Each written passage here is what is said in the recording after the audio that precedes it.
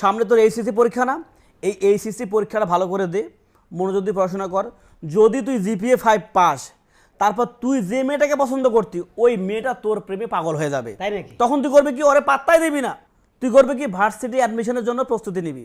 তারপর যখন তুই ভার্সিটিতে ভর্তি হয়ে যাবি ফার্স্ট ইয়ারে, ঢাকা ভার্সিটি কিংবা রাজশাহী ভার্সিটি, তখন দেখবি খেলা। তখন তোর গ্রামের কতগুলো সুন্দরী মেয়ে যে তোর অফার করবে রে, তার কোনো হিসাব নেই। তোর মামাতো বোন, তোর খাদ্য বোন, তোর 14 গোষ্ঠীর তো যত সুন্দরী মেয়ে আছে তোকে প্রেমের অফার করবে। তখন তুই করবে কি, তখনও পাত্তা দিবি না।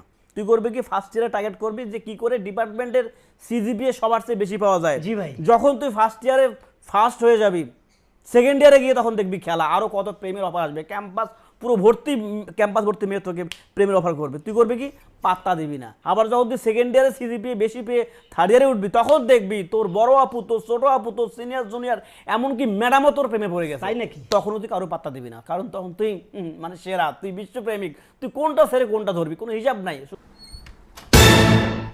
আরে ভাই, আপনি কি শুরু করছেন? এই সেম কথাগুলো তো আপনি আমাকেও বলছিলেন। সেই ফার্স্ট ইয়ার থেকে শুরু করে ফোর্থ ইয়ারে উঠলাম, এখন পর্যন্ত কোনো প্রেম করতে পারলাম না। আর প্রেম করার সময়টা কোথায়? সারাটা দিন ল্যাবে থাকতে হয়, অমুক স্যারের পরীক্ষা, তমুক স্যারের পরীক্ষা, অমুক স্যারের অ্যাসাইনমেন্ট, তমুক স্যারের অ্যাসাইনমেন্ট, কী যে প্যারা, সেমিস্টারের পর সেমিস্টার পরীক্ষা চলতেই আছে। আর প্রেম করার সময়টা কোথায়? হ্যাঁ, ওই তা তোর সমস্যা কি? তুই যেমন আমার কথা শুনে ভার্সিটি চান্স পাইছস, এখন যদি ও চান্স পায় তা তোর সমস্যা কোথায়? মানুষকে উৎসাহ দিতে শেখ, যা এখান থেকে।